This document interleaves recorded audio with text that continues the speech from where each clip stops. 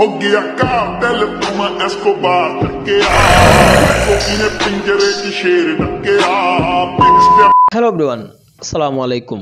এই ভিডিওতে আমি আপনাদের সাথে তুলে ধরার চেষ্টা করব শ্যামলী পরিবহনের কিছু অনৈতিক অপকর্ম, যেগুলো কিনা প্রতিনিয়ত কাউন্টারে কিংবা যাত্রীদের সাথে শ্যামলী পরিবহন করে যাচ্ছে। তেমনি গত কিছুদিন আগে আমাকে তিনজন মানুষ কিন্তু একসাথে মেসেজ দেয়, তারা তিনজনে একসাথে শ্যামলী পরিবহনে ভ্রমণ করছিল। তারা আমাকে অভিযোগ করে দিল যে শ্যামলী পরিবহনের কাউন্টার থেকে বাসের টিকিট কাটার পরও সুপারভাইজার তাদেরকে রানিং অবস্থায় ধাক্কা দিয়ে ফেলে দেয়। তবে এখানে যদিও এটা শ্যামলী পরিবহনের জন্য কোনো নতুন বিষয় না, শ্যামলী পরিবহন যে যাত্রীদের সাথে খারাপ ব্যবহার করে কিংবা তারা যাত্রীদেরকে বাস থেকে ধাক্কা দিয়ে ফেলে দেয়, এমন অভিযোগ কিন্তু শ্যামলী পরিবহনের অনেক আগে থেকে রয়েছে তাদের বিরুদ্ধে। এখানে যে চারজন যাত্রীকে শ্যামলী পরিবহনের সুপারভাইজার ধাক্কা দিয়ে বাস থেকে নামিয়ে দেয়, তারা ছিল মূলত লোকালের যাত্রী। তারা কাউন্টার থেকে আসলে 400 টাকা করে আর কি চারজন মিলে একটি টিকিট নিয়ে শ্যামলী এনা ট্রাভেলসের বাসে উঠে। তারা পরবর্তীতে তারা সুপারভাইজারকে সেই টিকিট তারা দেখায় যে তাদের চারজনেরই একটি টিকিট, সুপারভাইজারও তাদেরকে বসার জন্য সিট দিয়ে দেয়। কিন্তু কিছুক্ষণ পরে আর কি সুপারভাইজার গিয়ে তাদের কাছে আবারও দ্বিতীয়বার ভাড়া আদায় করতে থাকে। সাধারণত শ্যামলী এনা ট্রাভেলস কিংবা পরিবহন সেক্টর আপনারা যে কোনো বাসে ট্রাভেল করেন না কেন, টিকিট কাটলে কিন্তু আপনাদেরকে ভাড়াগুলো কাউন্টারে দিতে হবে। যদি আপনারা লোকালে বাসে ভ্রমণ করেন তাহলে সেখানে কিন্তু বাসে উঠার পর সুপারভাইজারকে সেই ভাড়াগুলো দিতে হবে। পরবর্তীতে বাস রানিং অবস্থায় বাসের সুপারভাইজারকে গিয়ে ওই চারজন যাত্রী থেকে আবারও তারা বাসের ভাড়া আদায় করতে যাচ্ছিল। কিন্তু সেই যাত্রীগুলো বলতেছিল তারা একটি টিকিটের সাথে যখন টিকিট এনেছিল তখন তারা কাউন্টারে বাসের ভাড়াগুলো আদায় করেছিল। শেষমেশ বাসের সেই চারজন যাত্রী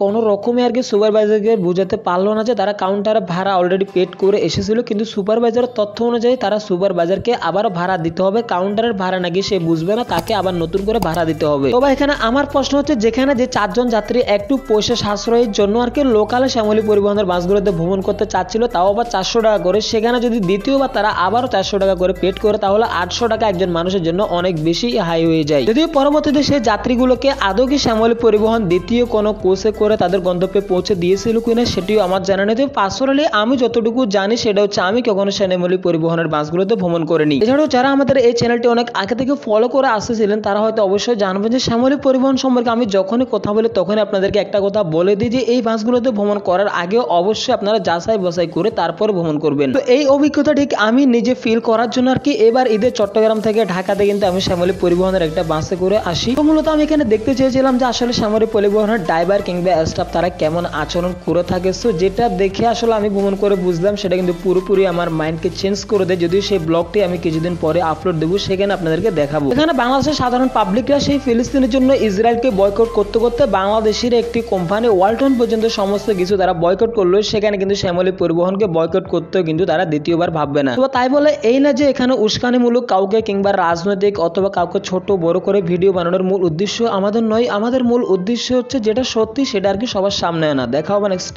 অন্য কোনো ভিডিওতে। আল্লাহ হাফেজ।